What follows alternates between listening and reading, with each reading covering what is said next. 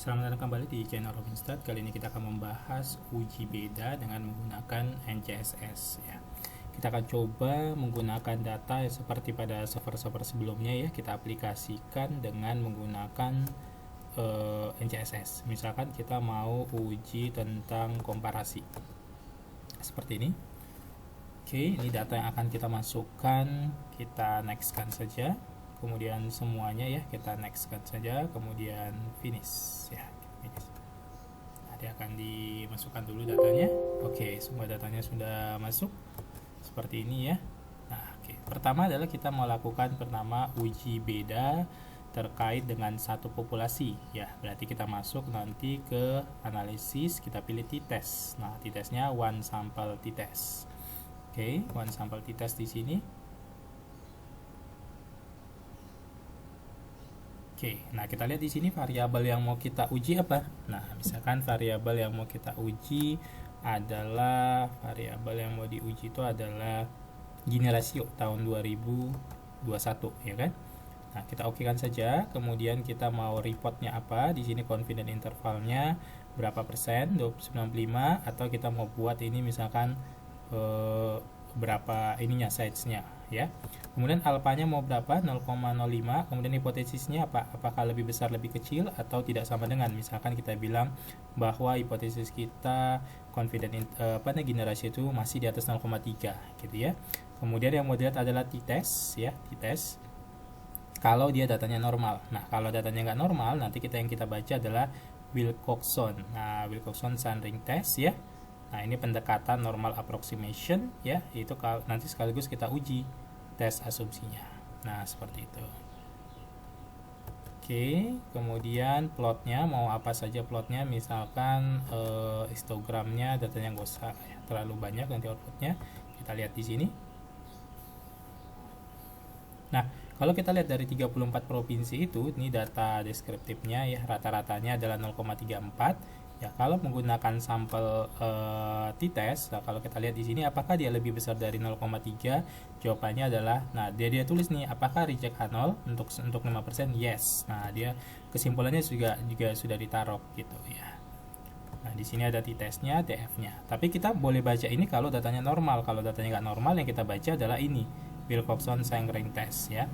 Kalau kita lihat tes asumsinya dari beberapa uji, Sapiro, Squinus, Kurtosis, Onibus, itu semuanya menyatakan adalah cannot reject. Nah, kesimpulannya juga dia sudah tulis gitu ya. Jadi tinggal kita baca saja, sehingga yang kita baca tadi benar ya, bahwa kita menggunakan t-test menyatakan bahwa tingkat ketimpangan kita secara 34 provinsi secara rata-rata itu di atas dari 0,3%. Nah, demikian untuk uji one sample t-test.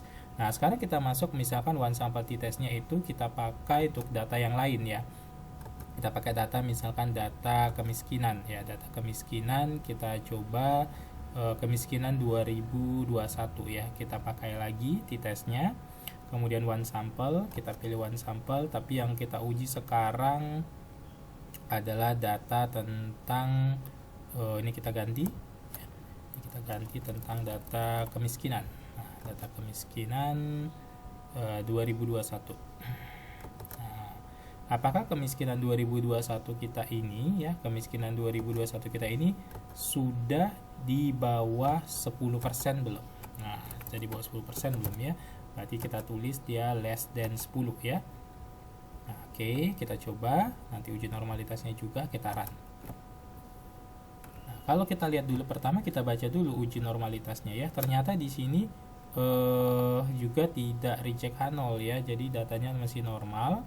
Coba kita ganti lagi datanya, jangan pakai yang ini.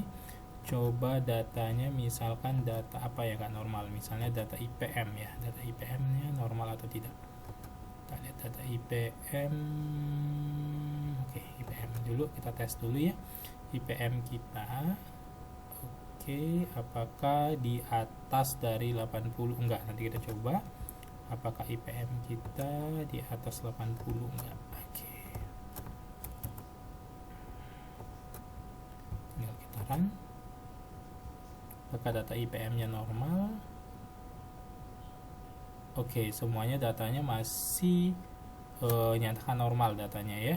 datanya normal berarti pakai uji T, tapi kalau dia tidak normal pakainya uji Wilcoxon rate ini, seperti itu ya. Test assumptionnya dia nyatakan dia masih normal. Coba kita apalagi data yang misalkan data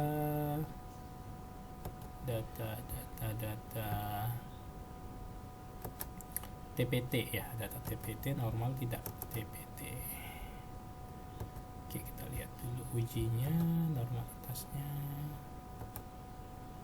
Oke, di beberapa uji dia menyatakan Shapiro dan Squinus itu dia reject normality ya. Berarti kita coba lihat apakah dia untuk rata-ratanya TPT kita masih apakah sudah di bawah misalkan 5,5, walaupun ini 5,49 ya. Kita akan coba uji dulu TPT-nya. TPT-nya apakah di bawah 5,5%. Nah, kalau kita uji di sini, kita lihat pertama dari normalities dia tidak normal ya karena reject handle, maka yang dibaca adalah Wilcoxon Saint Rank Test. Nah, kita katakan bahwa benar bahwa tadi dia di bawah 55 ya. Jadi dia normalnya tidak normal ya, tidak terpenuhi. Nah, hipotesisnya kemudian di sini juga dia dinyatakan bahwa dia signifikan ya. Jadi dia reject H0 ya. Jadi kan H0 kita tadi nyatakan bahwa benar nggak dia lebih kecil dari 55. Nah, dinyatakan bahwa nilainya lebih kecil dari 55 itu untuk uji satu sampel ya. Jadi kalau normal pakainya one sample t-test, kalau nggak normal Wilcoxon Saint Rank Test. Sekarang kita uji dua sampel ya, uji dua sampel. Oke, kita lihat di sini kita pakai uji dua sampel t-test yang bersifat two sample bersifat independen ya. Jadi misalkan kita mau lihat antara apakah si Gini tadi antara daerah barat atau daerah Jawa Sumatera dengan daerah lainnya itu sama enggak. Nah, bisa kita lihat di sini. Oke, di sini kita lihat responnya adalah si Gini ya. Nah, Gini, kemudian kita lihat pembedanya adalah variabel pembeda responnya tadi Gini. Oke, kemudian pembedanya adalah si variabel kode ya, kode. Oke, kode. Di sini kemudian reportnya apakah dia kita anggap ujinya nanti ya. Nah, dia equal variance atau tidak, unequals atau tidak ya. Nah, H0-nya apakah dia berbeda atau lebih besar, lebih kecil atau tidak sama dengan ya. Nah, oke, di sini kita anggap berbeda saja. Kemudian nanti uji normalitasnya ya. Kalau dia normal dia pakainya adalah si uji T. Kalau nggak normal nanti pakainya uji Wilcoxon yang Saint Rank Test ya. Reportnya oke. Ya, nanti bisa pakai Human Whitney atau Kolmogorov kalau tidak normal ya. Kita okekan saja, run dulu. Oke, kita lihat. Oke, kita lihat ujinya dulu, uji normalitasnya. Oke, ternyata di sini dia semuanya normal ya. Jadi reject H0 nggak? Apakah dia tidak normal? Semuanya normal.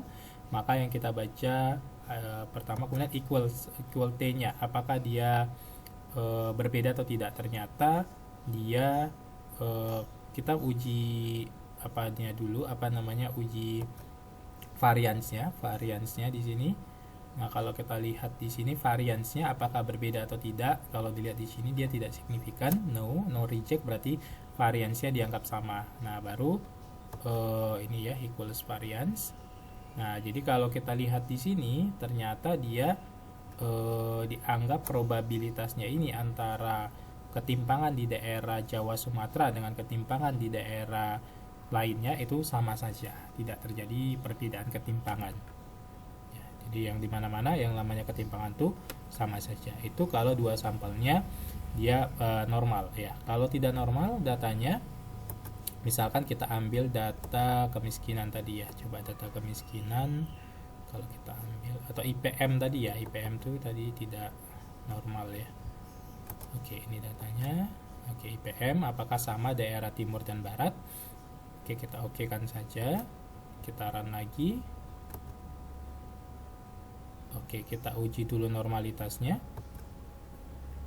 Oke, di sini untuk yang daerah 1 itu tidak normal ya.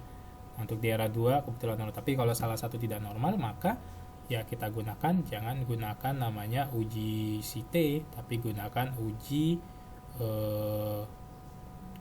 Kolmogorov-Smirnov atau Human-Whitney. Nah, kalau kita lihat ternyata yang namanya IPM baik menggunakan Human-Whitney atau menggunakan Kolmogorov-Smirnov, dia menyatakan bahwa ketimpangannya berbeda. Nah, yes. Nah, apakah ketimpangannya berbeda? Nah, itu dia menggunakan dua sampel yang bersifat independen. Nah, sekarang kita ambil dua sampel yang bersifat dependent ya. Jadi dia dilihat dari suatu kebijakan atau suatu ukuran waktu ya. Jadi misalkan apakah kemiskinan 2020 dengan 2021 terjadi perubahan nggak? Misalnya kemiskinan 2021 dengan 2020 sama nggak gininya? Nah, ketimpangannya. Nah, yang kita pilih di sini adalah uji t-test yang bersifat pair ya. Pair itu atau dependent atau berpasangan atau match ya gitu ya. Nah, kalau kita lihat di sini variabel satunya itu adalah gini 2021 dan variabel 2-nya adalah gini. Ini 2021 gini.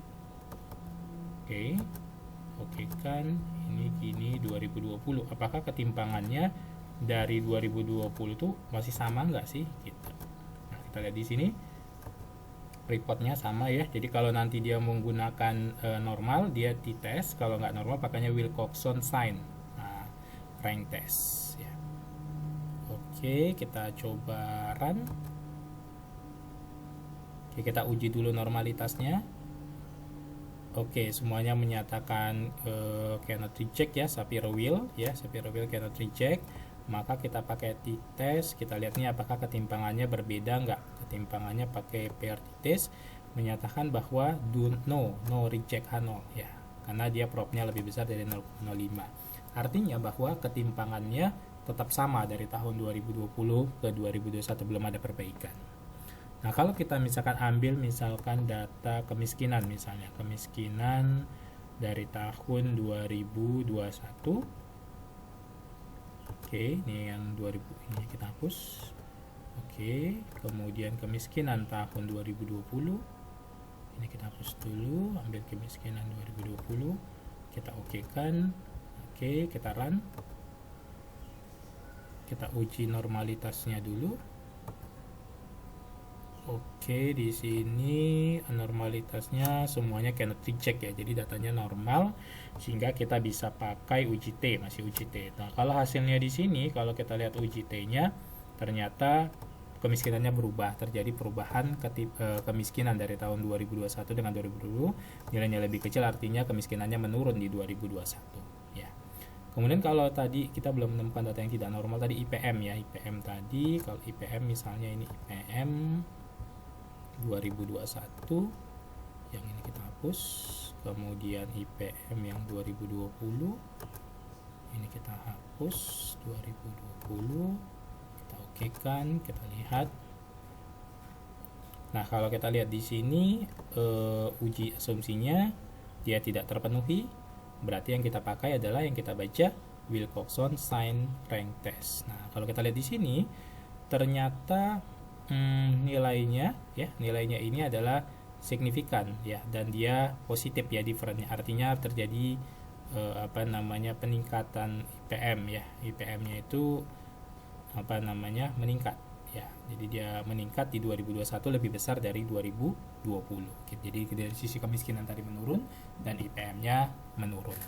Ya, IPM-nya meningkat gitu. Dia signifikan. Jadi udah langsung kasih tahu nih reject H0 atau do not reject H0 enaknya di NCSS. Nah, itu kalau kita pakai dua sampel ya.